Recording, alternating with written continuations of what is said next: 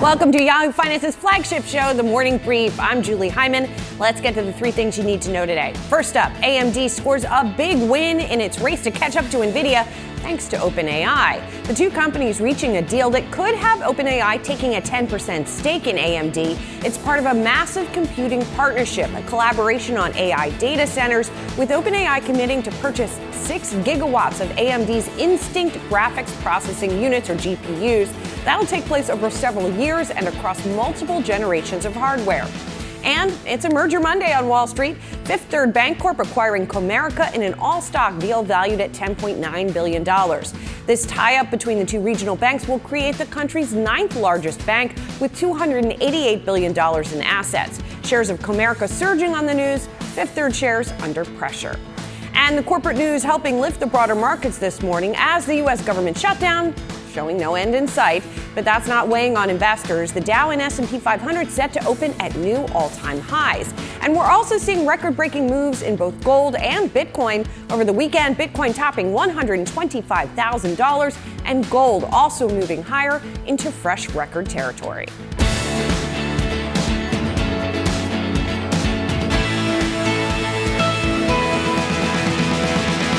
Let's get a check-in on stock futures here this morning. As we said, pushing toward new records, in particular the NASDAQ getting a lift because of these new tech AI headlines here. The NASDAQ indicating a gain of 0.8% at the open. The S&P 500 pushing toward a gain of about 0.25%. And the Dow futures pointing to a gain of about 0.5% at the open. Let's dig into these top stories of the day now. OpenAI and AMD announcing a multi-billion-dollar partnership, plus earnings season coming close to kicking off. Goldman Sachs expects S&P 500 firms to beat estimates, and Bitcoin and gold climbing as the government shutdown drags on. Joining me now, tech editor Dan Howley, senior reporter Ali Canal live at the NASDAQ, and senior markets reporter Inez Ferre. Dan, you love in the news business when you wake up on a Monday morning and you get a piece of news like this. We were seeing this sort of AI trade run into some roadblocks, some concerns about its sustainability, and then we get a sort of hold my beer moment from OpenAI and AMD this morning. Yeah, I mean, Jeff Bezos basically saying last week that there was an AI bubble, but that it could be a good thing. And then this morning we see this multi-billion-dollar deal between AMD and OpenAI. And, that this is going to help OpenAI obviously build out their data centers with these MI450 GPUs. It also gives AMD a leg up against NVIDIA. Although it's interesting, we're seeing OpenAI invest in AMD while we just saw NVIDIA invest in OpenAI. So it's kind of a cycle that we're starting to see here between these different companies working around. But yeah, I mean, this is a massive move for AMD in particular, especially as they, as I said, try to gain share on NVIDIA and prove that they are not just a second fiddle, that they are a player that should be seen as going head to head with NVIDIA. Yeah, I mean, for OpenAI, it's just more money kind of going out the door. We have to see when eventually they start to make that money back, though, because they are spending a lot more than they're making. Yes, most definitely. And that's been one of the concerns in recent weeks, right? The information, for example, the company said that OpenAI had about $4.3 billion of revenue in the first half of this year, but lost $2.5 billion. And that's been the cycle. So, Dan, just to dig into the sort of NVIDIA versus AMD a little bit further here, is the idea, though, that there is just so much demand and so much capacity for computing that OpenAI requires that it needs like an all hands on deck approach? I think that's exactly it. This isn't necessarily them saying that NVIDIA is not good and that they need, a better chip from someone, being AMD. That's not the case at all. This is basically them, I think, saying, as you said, we need as much capacity as humanly possible to meet the demand that we're seeing. And so they'll do that in any way they can. And that includes, either using NVIDIA's chips or AMD's chips. Anything that they can get their hands on is important at this point. We're still seeing a lot of build out across the board when it comes to AI. It's not just OpenAI, it's the Microsofts, the Amazons, the Googles, that are all going out and building their own data centers. And then, there are individual countries that are doing this as well. There are research institutions that are doing this. And so there's just not enough GPUs to go around. And so any way they can get their hands on it, that's what they're going to do. That's what they're going to do, and that has been propelling the NASDAQ to new highs, even as we've had some of these warnings, Allie, from the likes of Jeff Bezos and others, even within the industry, who are saying, okay, things are getting a little hot.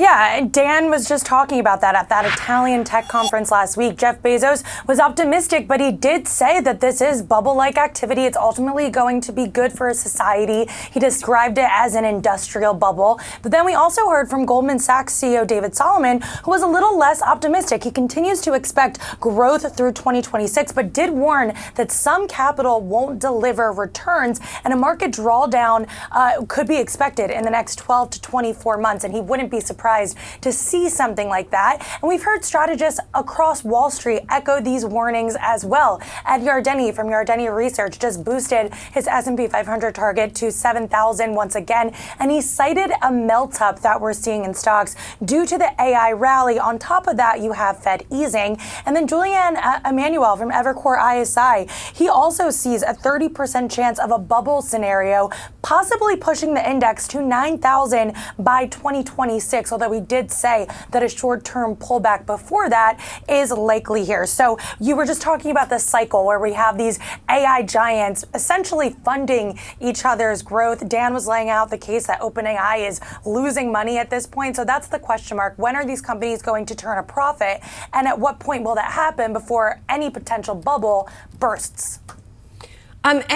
Meantime, even as people are buying stocks, we're seeing safe havens go up as well. I think there's a new target from Yardeni on gold, too. Yeah, gold continues to rally. Yardeni says that $4,000 an ounce by year end is what he's currently expecting. He sees $5,000 in 2026 and even $10,000 before the decade end. And he cited a few tailwinds, a few catalysts here. One being central bank buying, another geopolitical realignment, and finally what he calls a gold put as nations diversify reserves. And gold, you're seeing on your screen just a steady up climb, up 50% year to date. And we know gold is seen as a safe haven asset. And there's been many times throughout the course of the past year where there has been a flight to safety. There has been volatility. But it is interesting to see gold rise at the same time that the major indexes are rising as well. So there's a lot of structural tailwinds, but also the gold bulls just keep saying that we could continue to see these all-time highs, Julie. Well, and P.S., gold is also rising the same time as so-called digital gold, Ines, right? So we're seeing Bitcoin catch some new bids as well, renewed activity. Yeah, that's right. And Bitcoin seasonally in October does well. And typically gold front runs Bitcoin. But at the same time, we are seeing all-time highs for gold and for Bitcoin. And Wall Street is starting to dub this as a debasement trade. You've had JP Morgan talking about debasement vibes when it comes to the U.S. dollar. You're seeing the U.S. dollar that's been declining. And therefore, you're seeing metals that have been rising. You're seeing crypto that is rising.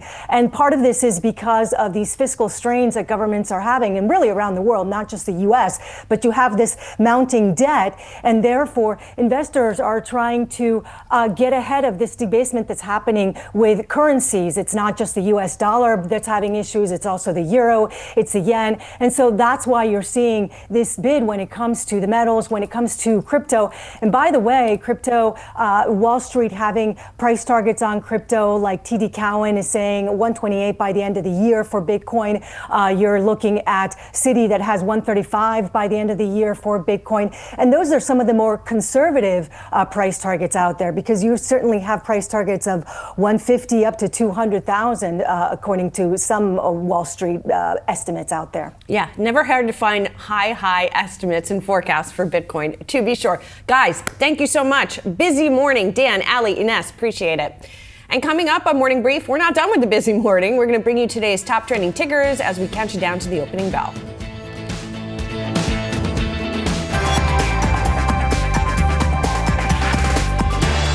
Now time for some of today's trending tickers. We are watching three different stocks here: Fifth Third, Comerica, Verizon, and Tesla. First up, Fifth Third. The regional bank agreed to buy Dallas-based Comerica for about $10.9 billion in stock. It is the largest U.S. bank deal announced so far this year and a sign of potential deregulation in the industry under the Trump administration. Fifth Third has long been known for its reach across the Midwest, but it has spent years trying to expand in the Southeast, where the deal with Comerica could help. Comerica has been under pressure to sell to a large bank from an activist investor group. The company's been cutting expenses to try to improve earnings. Next up, Verizon announcing a big change in its C-suite. Verizon has named Dan Schulman as CEO, replacing Hans Vestberg. Schulman, remember, was previously CEO of PayPal. He'll take over the CEO post effective immediately. Yahoo Finance spoke with Schulman last year to discuss his leadership style. You have to have the confidence to make difficult decisions, knowing some of them will be wrong and some of them will be very right. And that is what moves the company forward. Vestberg will stay on through October of next year to help ensure a smooth transition in leadership, including the integration with Frontier Communications. The shares down about 1% this morning. They have fallen some 16% under Vestberg's tenure. Finally, we got Tesla. Shares moving higher after the EV maker posted a series of cryptic social media posts. It posted a video clip of a black hubcap-like object with the Tesla logo spinning before flashing the numbers 10-7, likely referencing a product unveiling on October 7th, Tuesday. A second post appears to show a car parked in the dark, revealing only its headlights. We'll continue to update you on the event as more details emerge, but those shares are up 2.5%. As always, you can scan the QR code below to track the best and worst performing stocks with Yahoo Finance's trending tickers page.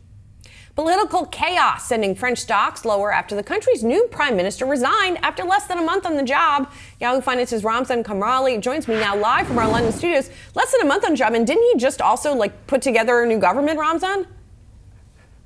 You've just put together. The ink was barely dry on the paperwork. Yeah.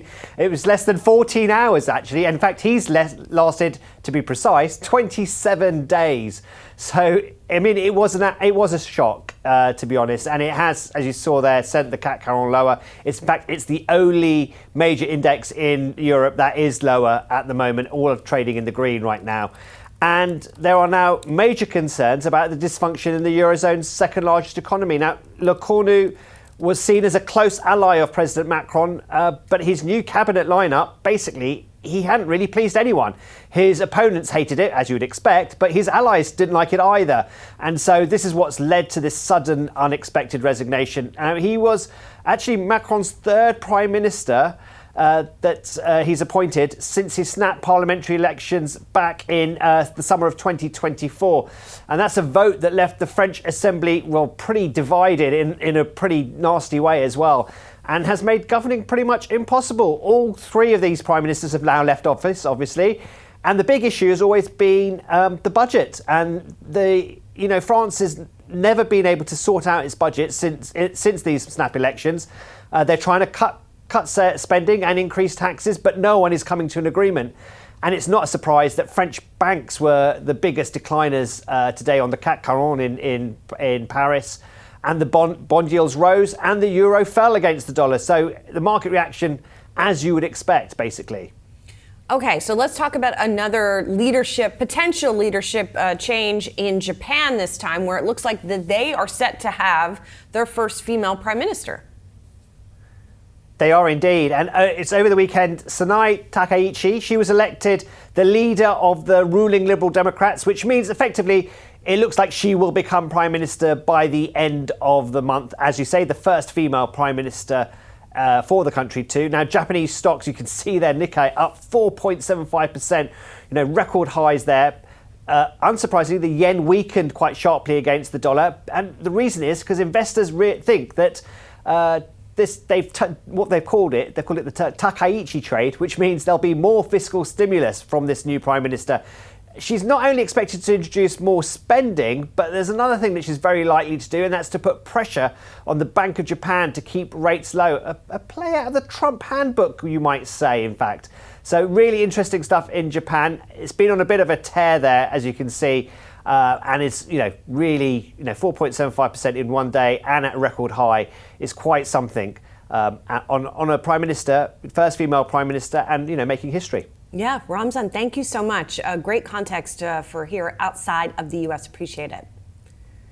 Well, as we've just been discussing, Japanese stocks surging after the country elected its first female prime minister, or seemed poised to. My next guest says Japan is one of her favorite markets outside of the U.S. Joining me now, Marianne Bartels, Sanctuary Wealth Chief Investment Strategist. Marianne, good to see you. We'll get into the U.S. in a moment, but I did want to start with Japan and the developments there, because even before this leadership change, you were liking Japan. What's the investment case there? Well, there's a lot of structural change that's happening that's actually led to what we call a secular breakout in the market. It was in a 35-year secular bear market. Once it's cleared its all-time record high, that signaled to us that something was dramatically changing and setting the stage for a secular bull market for Japan that could last maybe about 15 to 20 years. And, there's been governance changes, so companies are performing better earnings. So there is a fundamental case for this as well. And we do think a lot of investors are underestimating the change that's happening in Japan. And so how much more upside do you think there still is? And sort of how do you, when you're trying to figure out where to allocate money, Marianne, how do you think about how much you want to put in Japan versus some of the other global markets? It's a great question. It's an asset allocation question. We're still of the belief that the United States will continue to lead international markets, but we're seeing breakouts in Europe, Korea, emerging markets, ex-China, which is telling me the new leadership is coming from outside of the United States. So I think it's good for clients to start diversifying their assets outside of the United States.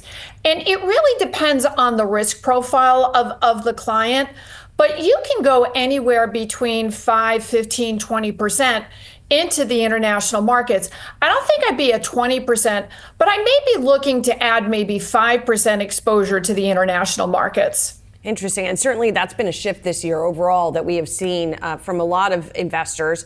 But let's get back here to the U.S. because there's interesting things going on here as well. We've got a government shutdown going on. We've got a lot of AI headlines still continuing, Marianne. So what does the relative upside look like here in the U.S. versus, what we're seeing in some other places around the world?